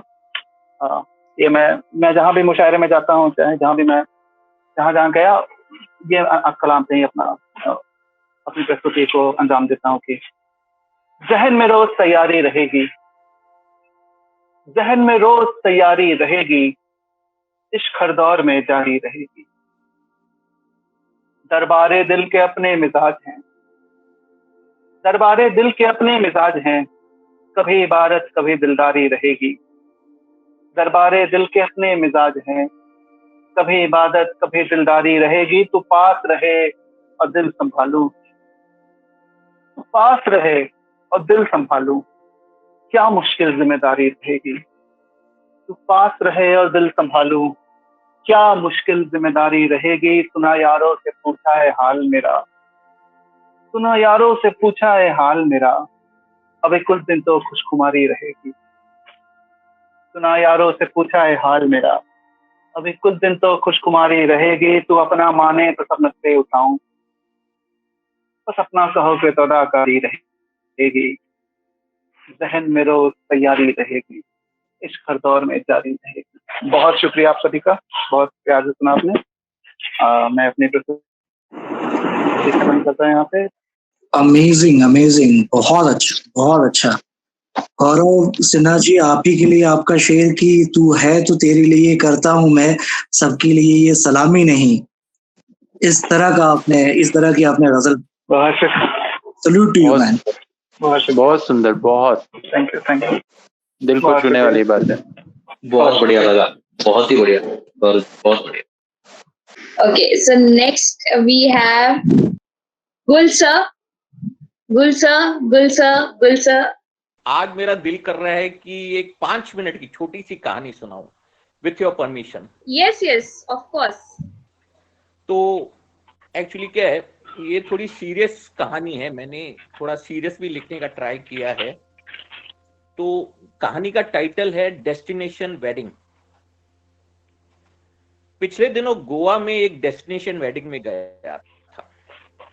एक तरह का फैमिली गेट टुगेदर था, काफी फैमिली फ्रेंड्स के साथ कनेक्ट किया। उनमें से एक सागर था। सागर रियल एस्टेट बिजनेस करता था। उसका एक घर मुंबई में था और एक घर गोवा में था। बड़ा ही प्यारा बंदा था। सागर ज्यादा वक्त गोवा में ही बिताता था, वह सबका फेवरेट था। और उसके बारे में एक बात फेमस थी कि वो कभी किसी को भी मुसीबत आए, पैसों की या कोई और भी, सागर हमेशा उसे मदद करता था। इसीलिए वो पूरी डेस्टिनेशन वेडिंग पे छाया हुआ था। हर कोई उससे बात करना चाहता था। लोगों ने सागर से पूछा कि तेरी वाइफ क्यों नहीं आई? तो उसने कहा कि उसके मायके में एक मैरिज थी, वो वहां गई और मैं यहां आ गया। आजकल लोगों की फेवरेट टॉपिक है रियल एस्टेट की मंदी या डिप्रेशन। तो लोग सागर से भी यही पूछते थे कि वो इस मंदी से कैसे लड़ रहा है। सागर की शक्ल में अजीब सी रौनक थी, जैसे उसकी बिजनेस में कोई मंदी थी ही नहीं। सागर ने बताया कि आजकल लोग अपनी प्रॉपर्टी के लोन की किस्तें नहीं भर पा रहे हैं, तो बैंक्स वो प्रॉपर्टीज बेच के या नीलाम करके, ऑक्शन करके पैसे वसूल कर रहे हैं। सागर की पहचान थी उन बैंक वालों से और उससे प्रॉपर्टी सस्ते में मिलती थी। उसमें से उसके इन्वेस्टर्स पैसे कमाते थे और वो भी पैसे कमाता था। इन प्रॉपर्टीज का दाम 2 करोड़ से शुरू होता था। उसके पास अभी भी 6 प्रॉपर्टीज है जिनकी पेमेंट की लास्ट डेट 3 दिन के बाद है। उन दिनों मुझे लगता था हर कोई वही कर रहा है जैसा सागर चाह रहा है। हर कोई वही बोल रहा है जैसा सागर उससे बुलवाना चाहता है। मैंने चेकबुक निकाला उसे 2 करोड़ देने के लिए, लेकिन सागर ने मुझसे वो चेक नहीं लिया। मुझे गुस्सा आ रहा था कि मुझे कमाने क्यों नहीं दे रहा है। तो सागर ने कहा कि उसके पास ये इन प्रॉपर्टीज की प्राइस 3 करोड़ है और ये 6 प्रॉपर्टीज इन फला 6 लोगों को दे रहा है और मुझे ये प्रॉपर्टी वो नेक्स्ट टाइम देगा। तो मुझे गुस्सा आ रहा था कि मेरे हाथ से कमाने का चांस जा रहा है। तो मैंने सागर के ऊपर चिल्लाने की कोशिश की, लेकिन तब सागर की आंखें मेरी आंखों में समाई तो मेरे शरीर में सिरहन सी दौड़ गई। मेरा चिल्लाना मुंह में ही दब गया, मुंह से आवाज बाहर ही नहीं आई। उन 6 लोगों ने उसे चेक्स दिए। सागर ने उनसे कहा चेक्स क्रॉस करने के लिए या अकाउंट पे करने के लिए, लेकिन नाम मत डालिए, वह सेलर का नाम डाल देगा। शादी अच्छी तरह से पूरी हो गई। हम सब वापस मुंबई आ गए। कुछ दिनों बाद उन 6 लोगों के लीडर रमनिक बाई का फोन आया। वो सागर को बड़ी गंदी गंदी गालियां दे रहा था। वह कह रहा था वो 6 लोग बर्बाद हो गए, पैसे भी चले गए, प्रॉपर्टी भी नहीं मिली। मैंने कहा तुमने तो अकाउंट पे या क्रॉस चेक दिए थे। तो उसने कहा वो बैंक गया था, वहां उसे पता चला चेक पर अकाउंट का नाम मलयालम में लिखा था और वो केरला का एक अनाथालय या क्रिश्चियन ऑर्फनेज था और वो सब चेक्स चैरिटेबल डोनेशन करके उसमें चले गए। और अब सागर का फोन भी नहीं लग रहा था। मैंने कहा नहीं नहीं, सागर तो बहुत ही बढ़िया बंदा है, आप लोगों से कोई गलतफहमी हुई है। और मैंने उन्हें सागर की वाइफ सृष्टि का नंबर दिया। मैंने उनसे कहा कि आप लोगों को गलतफहमी हुई है, सागर बहुत ही कभी ऐसा कर ही नहीं सकते, आप उनकी वाइफ से बात कीजिए, सृष्टि से। रमनीक भाई ने सृष्टि को फोन किया और उसे वेडिंग फंक्शन की सारी बात बताई। ये सुन के सृष्टि आपे से बाहर हो गई, आउट ऑफ कंट्रोल हो गई, और कहा रमनीक भाई किस तरह के आदमी हो आप और आपके 5 साथियों ने सागर से पैसे लिए और टाइम पे पैसे वापस नहीं किए। रियल एस्टेट की मंदी तो इतनी बढ़ गई, खाने के लिए पैसे नहीं थे, इज्जत बचाना तो दूर की बात। और जिस डेस्टिनेशन वेडिंग की आप लोग बात कर रहे हो, उसी डेस्टिनेशन वेडिंग से एक दिन पहले और डेस्टिनेशन वेडिंग से 1 किलोमीटर की दूरी पे सागर की कार एक पेड़ से टकराई और सागर की मौके पर ही मौत हो गई। पुलिस अभी तक ये नहीं पता लगा पाई है कि वह एक्सीडेंट था या आत्महत्या। ये स्टोरी पहले भी आपने रिसाइट की है ना, मुझे ऐसा लग रहा था, मैंने पहले भी सुनी है ये स्टोरी। नहीं, मैंने लेप्सस में दूसरी स्टोरी शेयर की थी, वो लव स्टोरी थी। सर ये स्टोरी थी कि रियल हुआ चीज? हाँ, मैं भी ये पूछने आ रही थी, मेरा नेक्स्ट क्वेश्चन। नहीं रियल कैसे यार। वेरी सुनील भाई रियल एस्टेट के हैं ना, तो मुझे लगा कि सुनील भाई इसमें पूरे इन्वॉल्व हो जाएंगे, क्योंकि you know like me you also in real estate, तो आप ये सब बातें समझोगे कि रियल एस्टेट मंदी क्या होती है और ये सब क्या होते हैं। ब्यूटीफुल कहानी सर, वेरी ब्यूटीफुल। नहीं, थैंक यू वेरी मच। तो ये नहीं। अच्छा, बसावा जी बोल रहे बहुत ही सीरियस थी सर स्टोरी, मैं अभी भी शॉक में हूँ। Okay, so next we have Raj Kamal Ankit ji. Yes, finally we can hear you. हम लोग बाहर नहीं जा पा रहे हैं, और बाहर नहीं जाने के कारण क्या हो रहा है कि बहुत सारे लोग बहुत तरह का, जैसे एक तरह से कह सकते हैं एंजाइटी टाइप का हो जाता है। तो इस सब टाइप का इवेंट लोगों को मोटिवेट कर सकता है। और मैं ठीक है, अब मैं अपनी कविता सुनाऊंगा, और कविता का नाम है दुनिया। दुनिया मीन्स वर्ल्ड। सो ऐ ऊपर वाले, तूने ये कैसी दुनिया है बनाई, तेरी इस दुनिया में तो दोस्ती भी मिट जाती है, तेरी इस दुनिया में तो दोस्ती भी मिट जाती है, प्यार भी मिट जाता है, हर साथ छूट जाता है, हर दास्तां अधूरी रह जाती है।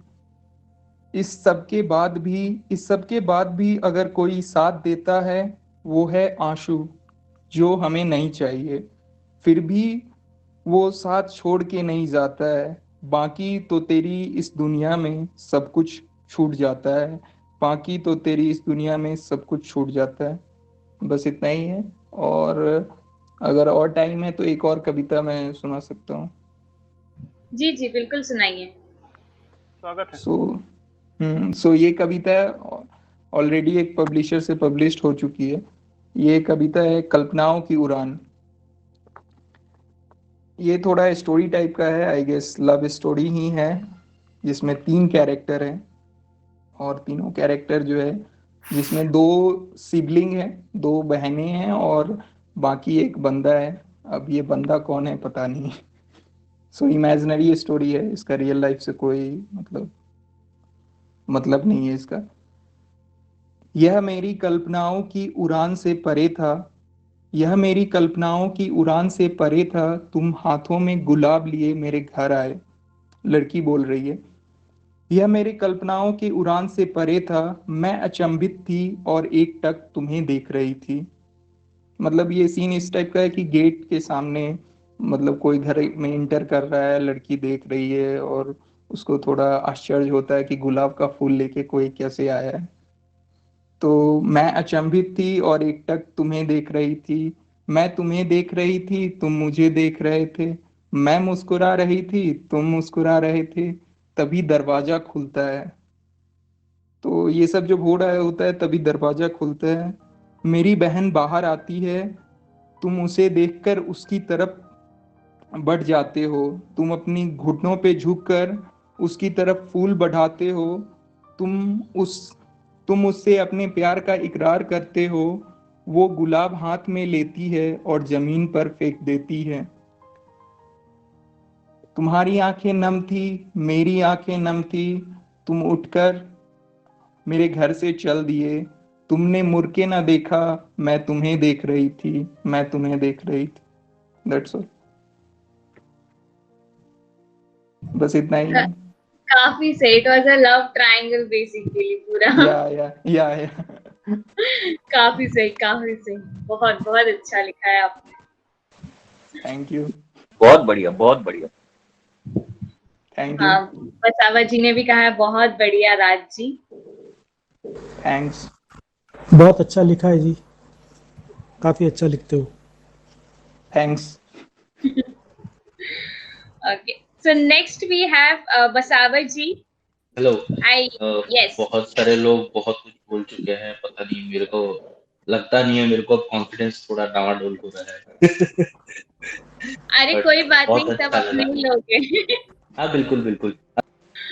ओके, ठीक है, मैं शुरू करता हूँ। मेरी पहली पोयम नज़म बोल सकते हैं। इट्स अबाउट जो बीच में ये महामारी के चलते हमारे जितने मजदूर लोग थे जो घर नहीं जा पा रहे थे, या फिर किसी का भी लाइफ में अगर ऐसा है कि घर नहीं जा पाता है तो उसे कितना बुरा लगता है, कैसा लगता है उसे, उसके ऊपर है ये छोटी सी पोएम।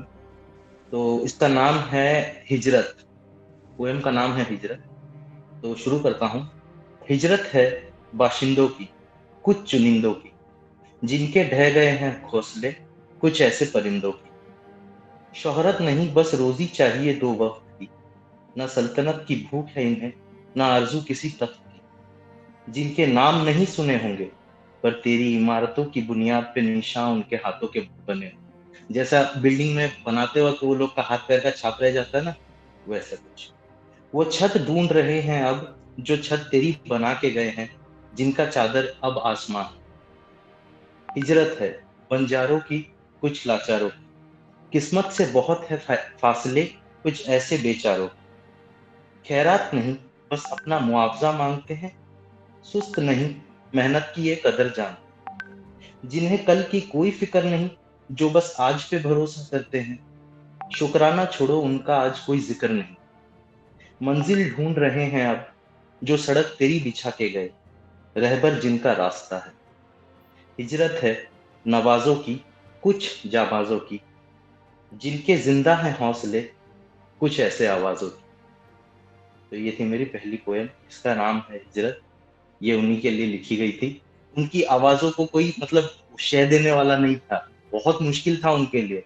किस तरह वो घर गए हैं, वो मतलब हमारे लिए, जो लोग घर पे थे, हमारे लिए जान पाना मुश्किल। ठीक है, तो मेरी दूसरी जो पोएम है, इट्स एक्चुअली अ गजल। तो इसका नाम है पता। तो ये शुरू होता है ऐसे कि इश्क के इकरार की खता बाकी, उनकी गलियों से तो वाकिफ है, पता करने को अब बस दिल का पता बाकी है। ओके, सो इश्क के इकरार की खता बाकी है, उनके गलियों से तो वाकिफ है, पता करने को अब बस दिल का पता बाकी है। सोच रहा है, सोच रहे हैं इकट्ठा हुए कि नहीं, सोच रहे हैं इकट्ठा हुए कि नहीं, या इजहार की कोई और वजह बाकी। तोहफाए वक्त, तोहफाए वक्त अता कर दिया आतिश। ये जो आतिश, आतिश मेरा पेन नेम है। मतलब मैं बहुत ज्यादा यूज नहीं करता था, पर अब शुरू कर दिया यूज करना। इसको मैं अपने गजलों में भी लगाता हूँ। तो ये लाइन है, तोहफाए वक्त अता कर दिया आतिश, और क्या तोहफा करना अता बाकी है। और क्या तोहफा करना अता बाकी है, मतलब क्या गिफ्ट करना बाकी है। जो ना समझे इशारों से भी वो, जो ना समझे इशारों से भी वो, बयां करने को और क्या बाकी। हरारत है तुझमें ये कैसी आतिश, हरारत है ये तुझमें ये कैसी आतिश, दवा काम ना आई दुआ बाकी, दवा काम ना आई दुआ बाकी। उनके गलियों से तो वाकिफ है, पता करने को बस दिल का पता बाकी। ये थी मेरी दूसरी गजल। अगर टाइम है तो मेरे को बताइए, मैं एक और भी पेश कर सकता हूँ। यस, जरूर कीजिए, पेश कीजिए। ओके, ठीक है। तो ये, अच्छा ठीक है, इस पोएम का नाम है अलग। तो ये मेरा था जो बीच में मैंने अपने खुद के लिए एक 21 डे चैलेंज लिया था, हर दिन एक नई पोएम लिखने के लिए, और वो मैंने किया भी था पूरा। और जो मेरी लास्ट पोएम थी उसका नाम था अलग। तो बेसिकली इसका कुछ ऐसा मानना है अलग का, मतलब कि जैसा लोग दिखाते हैं हर जगह, चाहे न्यूज चैनल पे हो, कहीं पे भी हो, वो आपको बांटना चाहते हैं, ठीक है, वो अपना न्यूज बेच के आपको बांट रहे हैं, ठीक है, बट वो आपके अंदर, आपके ऊपर डिपेंड करता है आप क्या सोचते हो, आप क्या सोच रखते हो, आप चाहते हो क्या बांटना। अगर आप नहीं चाहते हो तो कोई फोर्स नहीं कर सकता है, ठीक है, बस इसी के ऊपर है। तो शुरू करता हूँ। मैं गलत नहीं, मैं अलग हूँ, एक नासमझ कलम हूँ, एक डाली के सारे फूल एक जैसे हों जरूरी नहीं, इनके बनाए सारे उसूल ढकोसले हैं दस्तूरी नहीं। मतलब दुनिया के जितने उसूल आपको दिखते हैं ये ढकोसले हैं एक तरह के, ठीक है, जो अपने आप को बचाने के लिए वो लोग उसूल बनाते हैं, वो ढकोसले हैं, दस्तूरी नहीं। जिन्हें फर्क मजहब से यार करना आता है वो पीछे नहीं हटते हमें आजमाने से। मुझे फर्क नहीं आता है, इससे ज्यादा नहीं पता है, ना ही बढ़ूंगा मैं किसी और के समझाने से। तो मतलब ना ही बदलूंगा मैं किसी और के समझाने से, मतलब कोई मेरे को कुछ बोले और मैं उससे बदल जाऊं ऐसा होगा नहीं। जितना मेरे को पता है उतना ही मैं जानता हूँ, और उससे ज्यादा मैं जबरदस्ती किसी के बोलने पे नहीं। कफस इनकी सोच है, मतलब कैद इनकी सोच है, इनकी सोच है कैद। जो रंग रूप तोलते हैं मेरे सोच के दायरे नहीं है, मुझे बागी बोलते हैं। मेरी ही सिखाई रोज मुझको सिखाए और कहते हैं कि मैं गलत हूँ। मैं गलत नहीं, मैं अलग हूँ, एक नासमझ कलम। Thank you very much. बहुत बहुत बहुत बहुत सही, बहुत सही। Thank you very much, thank you very much. बहुत सही, बहुत सही। बहुत खूब, बहुत खूब। Thank you very much sir. Even comments में भी है, दीपिका जी ने कहा है कि शोहरत नहीं बस चाहिए रोटी तो वक्त की, वाह बहुत सुंदर। सुनील सर ने भी कहा है बहुत खूबसूरत, प्रवासी मजदूरों की व्यथा। Thank you very much sir, thank you very much. It was amazing. And actually सबको मैं ये भी बताना चाहूंगी कि इन्होंने अभी अपनी एक बुक भी पब्लिश की है हिंदी पोएम्स की, आगाज नाम से। सो अगर आपको हिंदी पोएम्स का बहुत शौक है तो you can check the book out, it is beautiful. बहुत खूबसूरती से उन्होंने लिखा है वहाँ पे भी। All thanks to Lapsus. Thank you very much. It's our pleasure to have you on board with us. Same with me. Thank you. Okay. So next we have David. Okay, so this is नया है मेरे लिए open mics करना है, और मतलब मैंने इसके पहले ज्यादा कुछ किया नहीं है, बस लिखता हूँ, कभी कभी वीडियो बनाता हूँ। तो बस मैं मतलब लोगों की पोएट्रीज एंड गजल सुन के मैं काफी इंस्पायर हुआ हूँ। And the way of the perspective of thinking जो हर लोगों की यहाँ पे है, it is a very vivid range. वो एजाज कमर साहब के गजल के कुछ लाइन याद आ गए, जिसमें वो कहते हैं कि आईने ने कहा मुझसे ए एजाज कि जब तेरे सामने होगा आईना, आईने में खुद को देख लेना, फिर जाकर दुनिया को दिखा तो आईना। दूसरे एक थे जिन्होंने who said about the religious sentiments, I forgot her name, sorry, board of achieve something। तो उन्होंने जो रिलीजियस सेंटिमेंट्स के ऊपर जो उन्होंने कहा, उसके लिए मेरी एक पोएट्री को 4 लाइनें मैं पेश करना चाहूंगा कि क्यों नहीं समझता इंसान की इंसानियत ही है असली मजहब, क्यों नहीं समझता है इंसान कि इंसानियत ही है असली मजहब, क्यों नहीं दिखता इंसान को हर इंसान में बसने वाला वो रब। ये जग होगा सुहाना तब जब समझेगा इंसान इंसानियत का असली मजहब और स्वीकार करेगा उसे अपना मजहब। तो ये उसके ऊपर मैं उनके लिए डेडिकेट करना चाहता था, लेकिन वो है नहीं, फिर भी लेकिन मुझे उनके ऊपर कहना था तो मैं बोला कि बोल देता हूँ। तो जो मेरा आज का जो मैं शेयर करने वाला हूँ is basically very much related to the perspective with which we look at things. तो एक शायरी से शुरू करना चाहूंगा जो मेरी खुद की लिखी हुई है। जिंदगी मोम की तरह होती है, जिंदगी मोम की तरह होती है और हर सांस मोमबत्ती की आग की तरह होती है। जिंदगी मोम की तरह होती है और हर सांस मोमबत्ती की आग की तरह होती है। जितनी देर जलती है मोम उतनी ही पिघलती है। जितनी देर जलती है मोम उतनी ही पिघलती है। बस यूं ही हर सांस से जिंदगी कम होती है, लेकिन जिंदगी के हर सांस में एक सीख अहम होती है। तो ये मेरे को 4 लाइन्स थे। तो बस यूं ही है, मतलब लाइफ में जब भी कुछ चीजें आती है, सर्कमस्टांसेस जो भी आते हैं, कुछ ना कुछ अपन सीख ही जाते हैं लाइफ से। तो बस मैं जो शेयर करना चाहूंगा इस जो मैं नजरिया होता है एक इंसान का, उसके वो नजरिए से मैं क्या सीखा हूँ। लाइक बहुत लोगों के मैंने नजरिए देखे, फिर उससे मैंने काफी पॉजिटिव देखे, काफी नेगेटिव देखे। तो जो पॉजिटिव्स थे उसके ऊपर से मैंने जो सीखा वो मैं आज शेयर करने जाऊंगा। लेकिन मतलब क्या होता है ना कि सोशल मीडिया पे बहुत नेगेटिविटी फैली होती है, तो कभी कभी ना मायूस हो जाता हूँ। तो जैसे कि आज चैडविक बोजमैन की डेथ हो गई, तो वो भी एक मतलब एक डिसहार्टनिंग थिंग थी। Like people who don't know he was the actor of black panther. तो उनकी जो डेथ हुई तो वो भी एक मतलब ना दिल पे लग जाती है बात। मतलब जिसको पसंद करते हो वो चले जाते हैं तब। तो उसके ऊपर भी मैंने एक कुछ 2-3 लाइनें लिखी है जो मतलब it is applicable to every one of us. तो वो है कि फिर से मोम से तुलना करते हुए, ये मत सोचना कि मोमबत्ती कितनी पिघल गई। ये मत सोचना कि मोमबत्ती कितनी देर में पिघल गई, पर ये गौर करना कि वो कितनी रोशनी दे गई। मतलब इससे मैं कहना चाहता हूँ कितनी रोशनी दे गई, हमें समझना है कि हम कितनी पॉजिटिव फैला रहे हैं। तो इससे मैं शुरू करना चाहूंगा अपनी नैरेटिव पोएट्री से, जिसका मैंने नाम रखा था कि नजरिया कोयले की खान में। तो वो है, खड़ा था मैं एक कोयले की खान में, चारों ओर अंधेरा छाया था मेरे, और यही माहौल में एक तस्वीर बनी आंखों के सामने। कहने को तो थी वो एक ही तस्वीर केवल, कहने को तो थी वो एक ही तस्वीर केवल, परंतु जब गौर किया तब लाखों नजारे आ गए सामने। वो तस्वीर थी एक अंधियारे कमरे की, जो था नदी के किनारे, और उसके अंदर बंदी थी एक बूढ़ी अम्मा, जो बंदी थी पित्तल के जंजीरों के सहारे। शायद थी वो काफी समय से कैद उन अंधेरों में।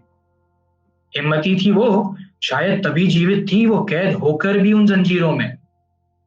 था एक उजाले का स्रोत एक दीप वृक्ष के जरिए, जो खड़ा था बीच नदी में खिलाफ तेज लहरों के, जिससे जोत निकलती थी अम्मा के मुस्कुराने पे।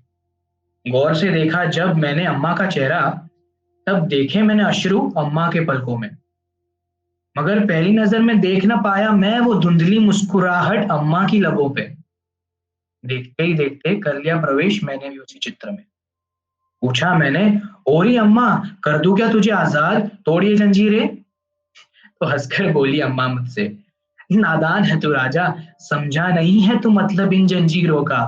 ये जंजीर गुनहगार कैदी की नहीं, पर है परिणाम सामाजिक सोच का, जिसने बांध दिया है मुझे क्योंकि रूप है मेरा एक औरत का। नहीं समझा किसी ने कि रूप है ये आखिरकार एक इंसान का। फिर कर इशारा नदी की ओर, बोली अम्मा, सुन राजा, देख देख प्रवाह नदी का। कहीं कहेंगे कि प्रवाह के खिलाफ चलना है काम बेवकूफों का, ना कि किसी शूरवीर का। फिर कर इशारा अम्मा ने दिखाया दृश्य नदी के मुख का, जो द्वार था एक भव्य महल का, जो था बसेरा शूरवीरों का। फिर से कर इशारा दिखाया दृश्य एक जल पर्वत का, जिसकी गहराई का अंदाजा मैं लगा तक ना सका। फिर बोली अम्मा, सुन राजा, नीचे बसेरा है भेड़ियों का, सामाजिक मुखौटे के पीछे छुपा है चेहरा उन दरिंदों का, जिन्होंने बनाया है मुझे कैदी भ्रष्ट सामाजिक रीत का। तीर फाड़ कर विनाश किया है उन्होंने इंसानियत का। मुझे न जीनी थी जिंदगी कायर की, तो भाग चली मैं छोड़ बसेरा उनका। कर मुकाबला नदी के प्रवाह का, चढ़ लिया मैंने जल पर्वत ऊंचा।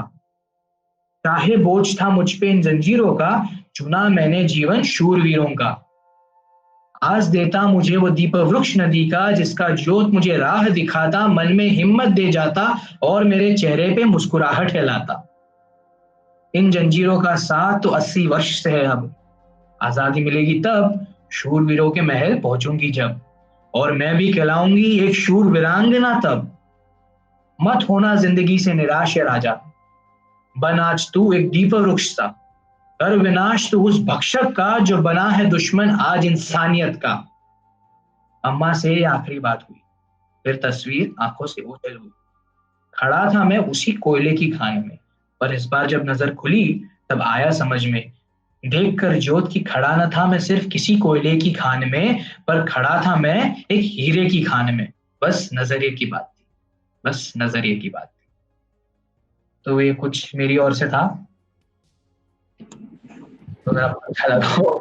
Very nice, very nice. मैं एक बात बोलूंगा स्टूडेंट से पहले कि डेविड क्रिश्चियन, जब मैंने नाम देखा कि अभी पढ़ने आ रहे हैं, मुझे लगा अंग्रेजी कुछ बड़े बड़े शब्द फेंक करके बड़ी सी अंग्रेजी कविता पढ़ के चले जाएंगे, लेकिन एकदम ये दिनकर साहब की भाषा में इतनी अच्छी कविताएं।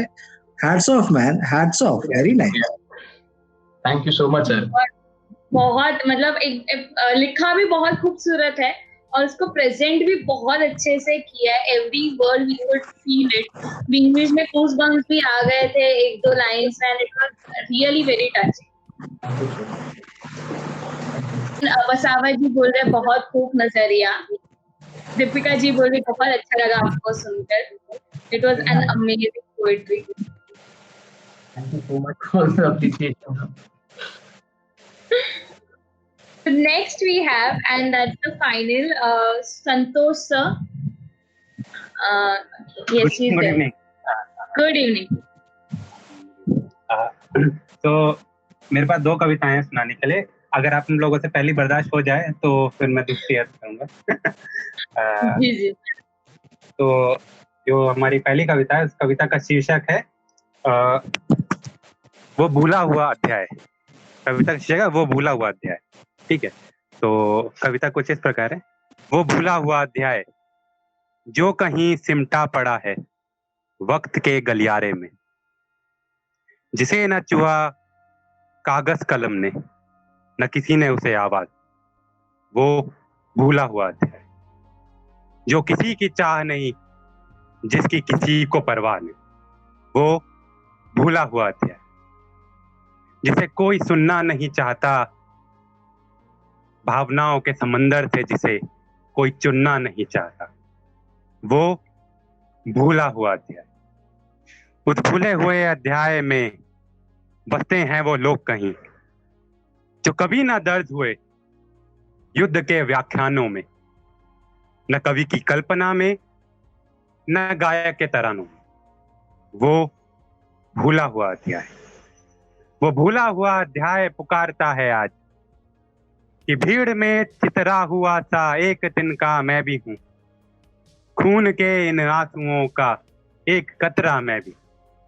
भीड़ में चितरा हुआ सा एक तिनका मैं भी हूं, खून के इन आंसुओं का एक कतरा मैं भी हूं। भीड़ आती है कुचलती है मसलती है, भीड़ आती है कुचलती है मसलती है, किस कदर ये जान मेरी उफ मचलती है। भेड़ियों के इस जहां में किसकी चलती है, भेड़ियों के इस जहां में किसकी चलती है, इज्जतों के रास्तों पे रूहें जलती। हाँ, मैं एक छोटा सा तिनका, घुटती जिसकी सांस है, कितने जन्मों से बंधा मुक्ति की फिर भी आस है। जानता हूं इस जगत का मैं एक टुकड़ा मात्र हूं, जानता हूं इस जगत का मैं एक टुकड़ा मात्र हूं। आज भी इंसानियत के तलवों में मेरा वास है, आज भी इंसानियत के तलवों में मेरा वास है। महानता ही बन चुकी इतिहास का जहां पर्याय, महानता ही बन चुकी इतिहास का जहां पर्याय, वक्त के आंचल में सिमटा बैठा हूं मैं एक भूला हुआ अध्याय। तो ये मेरी पहली कविता थी। दूसरी कविता है मेरा खुदा मुझसे पूछे है। उसकी कविता थोड़ी आध्यात्मिक कविता है। तो कविता कुछ ऐसी यूं है कि मेरा खुदा मुझसे पूछे है, तू दिया जलाए बैठा है क्यों, मेरा खुदा मुझसे पूछे है तू दिया जलाए बैठा है क्यों?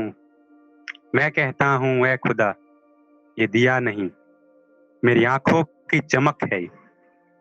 वो आंसू जो व्याकुल हैं तेरे ही सागर में मिलने को। बाती का दिया तो कुछ पल में बुझ जाएगा, बाती का दिया तो कुछ पल में बुझ जाएगा, पर मेरी आंखों का दिया मेरी आंखों में रह जाएगा।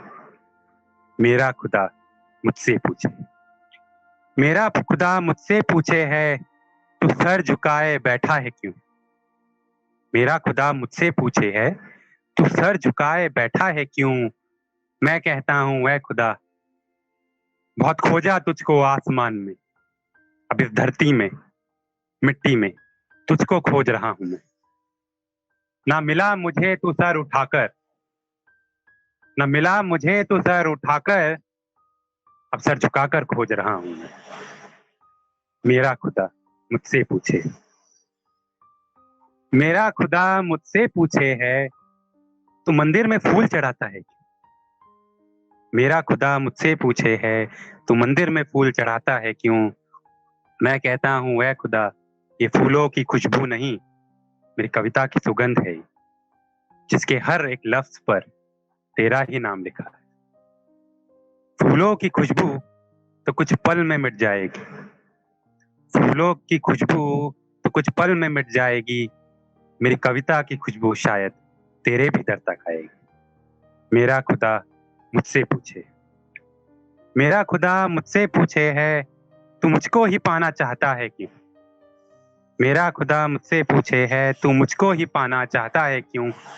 मैं कहता हूँ ऐ खुदा तुझे पाना मुमकिन नहीं जानता हूं मैं, पर तुझे पाने का नशा इस कोशिश का मजा ही कुछ और है। पाने की खुशी तो कुछ पल में खत्म हो जाएगी, पाने की खुशी तो कुछ पल में खत्म हो जाएगी, पाने की कोशिश में सारी जिंदगी निकल जाएगी। पाने की खुशी तो कुछ पल में खत्म हो जाएगी, पाने की कोशिश में सारी जिंदगी निकल जाएगी। मेरा खुदा मुझसे पूछे। धन्यवाद।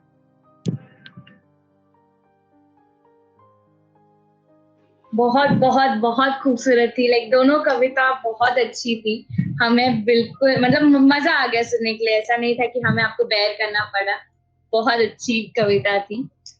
एंड द एंड लाइन मतलब वो एक चेरी ऑन द केक जो बोलते हैं, जो सेकंड कविता की एंड लाइन थी ना, that was the cherry on the cake. बहुत सही थी, बहुत सही, बहुत बढ़िया था, बहुत बढ़िया। धन्यवाद धन्यवाद।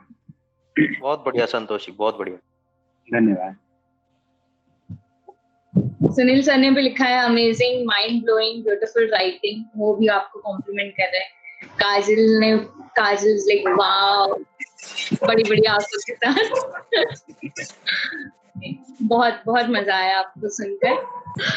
ओके, सो मैंने रिसेंटली एक रिफ्लेक्शन के ऊपर मैंने एक गाना सुना था, which was regarding the song was like आईने में देखूं तो दिखता है वहम मेरा। वो गाना मुझे बहुत छू गया कहीं ना कहीं।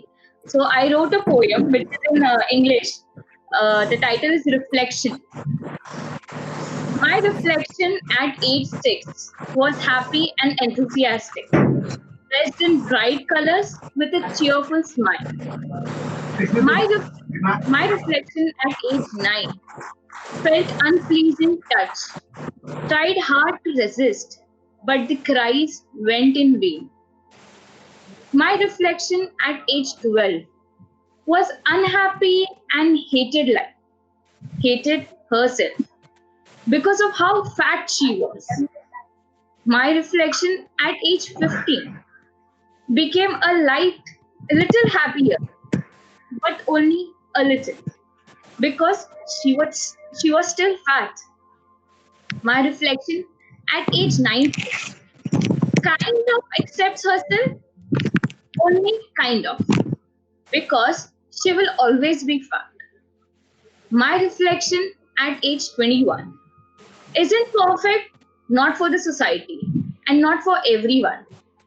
But today, my reflection doesn't stare back at me. with all the insecurities flying around you. Thank you. बहुत ही बढ़िया, बहुत बढ़िया, बहुत बढ़िया, बहुत बढ़िया, बहुत बढ़िया। बहुत अच्छा था, बहुत अच्छा। बहुत शुक्रिया। बहुत खूबसूरत। Thank you sir. आपको आप सबको सुनकर बहुत मजा आया। Thank you for being a part of this खुशहाली and making it a very successful event, even if it's a very virtual event. Thank you for being a part of it. And बहुत time हो गया था, आप लोग को miss कर रहे थे, and we wanted something to come together, and that's how we brought खुशहाली. I hope you guys all enjoyed. कुछ फीडबैक्स है, कुछ सजेशंस है, तो I am very open to it. Please हमें दीजिए, हमें बताइए। आपके पास कोई और आइडिया है तो we are also open to it. Let's conclude the session here. अगली बार फिर मिलेंगे, जल्द मिलेंगे। Let's see when we can plan it. और आपके लिए वापस मैं इनविटेशन दूंगी कि नेक्स्ट सेशन में भी जरूर आइएगा, आपको फिर से सुनने का बहुत मन है। And let's not stop the खुशहाली and let's keep spreading the happiness around. Thank you so much for joining.